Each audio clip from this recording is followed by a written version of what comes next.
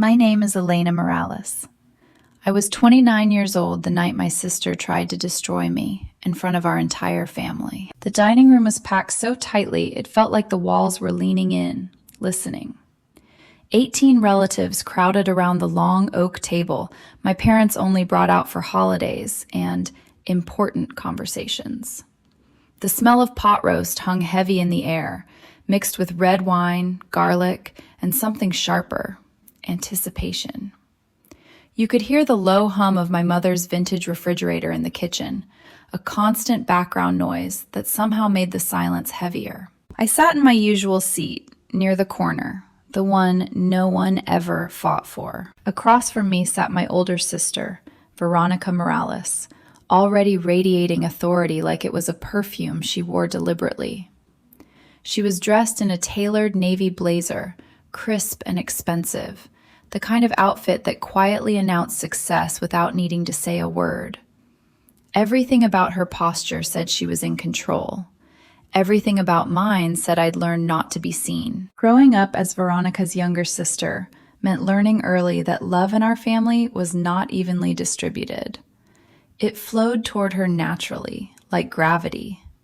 Yale, Harvard Law Review, senior associate at one of Manhattan's most prestigious firms before most people figured out who they were.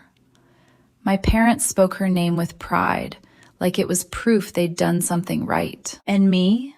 I was the reliable one, the quiet one, the one who never caused trouble. Before dessert, Veronica said suddenly, rising from her chair as if she were about to address a boardroom instead of her family, I need to discuss something important. Forks paused mid-air. Conversations died instantly. She pulled out her phone and smiled in my direction. Not warmly, precisely, like a surgeon. This concerns Elena. I felt my stomach tighten, but I didn't move. Years of practice had taught me that reacting only made things worse. Your rent, she said, her voice smooth, polished, sharpened by years of courtrooms and conference rooms. It's going up. A murmur rippled through the table. I looked up at her calmly. How much? Her smile widened. To $6,800, starting next month. The silence was instant and absolute. My cousin let out a low whistle.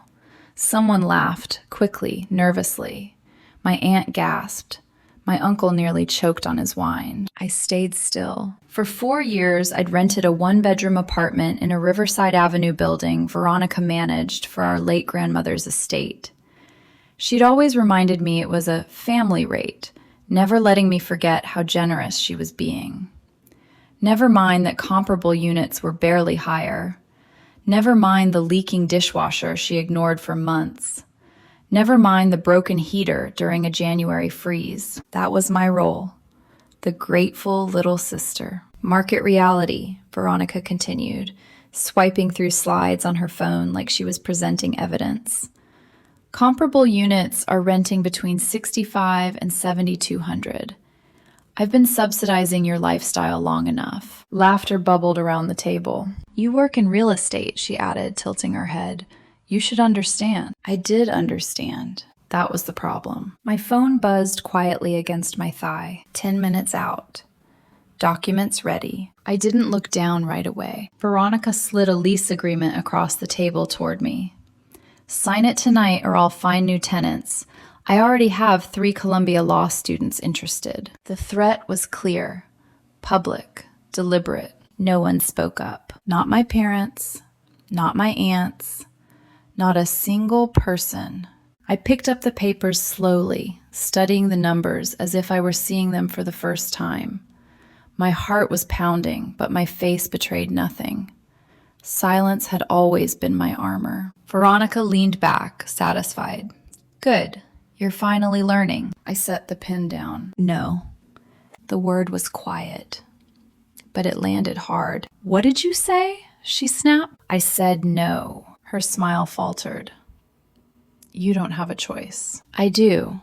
She opened her mouth to argue, and the doorbell rang. Every head turned. I stood, smoothing my hands against my dress, and walked calmly toward the door as if I weren't seconds away from rewriting the story she'd spent decades telling about me. When I opened it, a man in a charcoal suit stood on the porch, leather briefcase in hand. "Good evening," he said professionally. "I'm Mr. Harrison, representing Riverside Property Holdings." Behind me, the dining room went completely silent. "I have documents that require immediate attention." I stepped aside, and everything changed. Mr. Harrison stepped fully into the dining room, the weight of his presence instantly shifting the air. He didn't rush. He didn't apologize for interrupting dinner. He moved with the calm confidence of someone who knew exactly why he was there, and that he held all the leverage. "Who is this?" Veronica demanded, already standing again, irritation sharpening her voice. "I manage this property. No one scheduled a—" "Not anymore," Mr. Harrison said politely, setting his briefcase on the table. The soft click of the latch sounded impossibly loud. "Riverside Property Holdings acquired this building 3 years ago. I'm here on behalf of the owner." Veronica laughed. It was sharp, disbelieving. "That's impossible. I would have been notified." I turned back toward the table, my heartbeat steady now, calm, focused. "You would have known," I said evenly, "if you'd ever bothered to check the public records." Her head snapped toward me. "What are you talking about?" Mr. Harrison opened the briefcase and removed a thick folder, placing it carefully in front of her. Title deed, purchase agreement, tax filings, renovation permits. Each page bore the same name, Elena Morales. For a moment, no one breathed. My mother's wine glass trembled in her hand. My father stared at the documents as if they were written in another language. My cousin muttered, "What the hell?" Veronica's face drained of color. This has to be some kind of mistake," she said, her voice suddenly thin.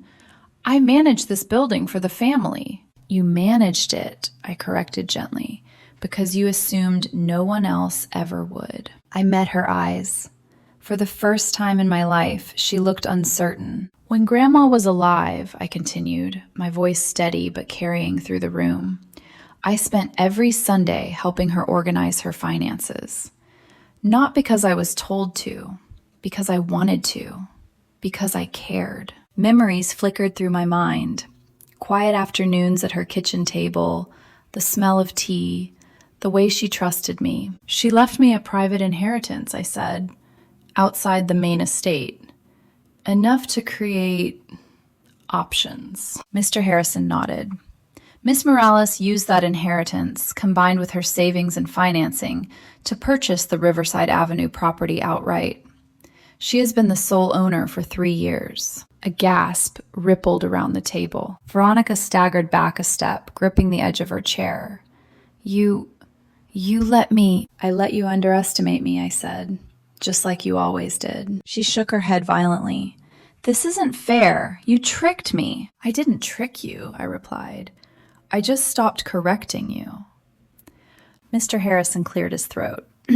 "There is one additional matter." He flipped to another page. "Miss Veronica Morales currently occupies Unit 4B. Rent has been collected monthly by Miss Elena Morales." The room erupted in whispers. "My unit?" Veronica whispered, horror seeping into her voice. "Yes," I said calmly. "You're my tenant." For the first time in my life, I watched the power drain out of her expression completely. The woman who had towered over me for decades now looked small. "You raised my rent," I continued, "on a building I own. You threatened to evict me from my own property, in front of our entire family." No one laughed now. Uncle Frank muttered something about karma. My cousin stared at his plate. "I won't pay you," Veronica snapped weakly. "I'll fight this." "You'll pay market rate," I said, "or you'll move out. The same choice you so generously offered me." Her mouth opened, closed. Nothing came out. Mr. Harrison gathered his papers. "I'll be in touch regarding the updated lease terms," he said courteously. Then he turned to me. "Good evening, Miss Morales." When the door closed behind him, the silence felt different, final, heavy. For the first time, I wasn't the disappointment at the table. I was the owner. The fallout didn't come all at once. It crept in through late-night phone calls, clipped voicemails, and carefully worded messages that pretended to be about family when they were really about control. Veronica called first, over at midnight, at 6 in the morning. During meetings I knew she assumed I couldn't possibly have. I let most of them ring out. When I finally answered, her voice sounded unfamiliar, tight, brittle, stripped of the confidence she used to wear like armor. "Elena," she said, as if saying my name softly might undo what had happened. "We need to talk." "We talked," I replied. That was like that. As if she hadn't chosen the setting. As if she hadn't sharpened every word for an audience. "I didn't choose that," I said. "You did." There was a pause, then quieter. "You can't seriously expect me to pay rent to you." I leaned back in my chair, staring out the window of my office at the building across the street. A building I owned. Another quiet truth she didn't yet know. "You raised my rent to $6,800 without blinking," I said calmly. "Why should I treat you differently?" Silence answered me. The family pressure came next. My mother called, her voice tight with a kind of anger I'd learned to recognize as embarrassment dressed up as concern. "You humiliated your sister," she said. "Do you understand what this looks like?" I waited. Let the words sit between us. "Do you understand what it felt like?" I asked slowly. "To sit at that table for years while you watched her tear me down." "She was trying to help you." "No," I said. "She was trying to control me, and you let her." My mother scoffed.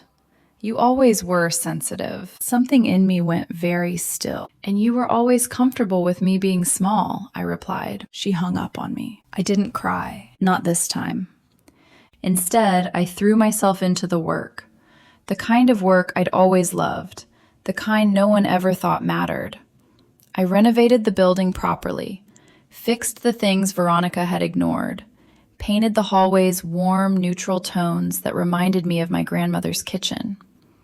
When tenants thanked me for listening, for responding, for caring, I felt something settle into place inside my chest. This was mine. Not just the building, the life. One evening, weeks later, I found Veronica waiting in the lobby. She looked different, smaller somehow. No blazer, no polished smile, just a woman standing in a space she no longer controlled. "You've changed," she said quietly. I met her gaze without flinching. "No, I've just stopped pretending to be the person you needed me to be." She searched my face for something, hesitation, guilt, the sister who would fold. She didn't find her. "I don't know how to fix this," she said. "That's not my job anymore," I replied. She nodded once, stiffly, and walked out. Her heels echoed against the floor until the sound disappeared completely. 3 months later, she moved out. She paid her final month's rent on time. No note, no apology, just silence. And for the first time, silence felt like freedom. My business grew. 1 building became 2, 2 became 3. People stopped asking me condescending questions at family gatherings. They started listening instead. Some bridges burned, others were never rebuilt. And that was okay, because my life was no longer something I needed permission to live. It was mine, built choice by choice, deed by deed, decision by decision. And I finally understood what my grandmother meant. The quiet ones aren't weak. We're just patient,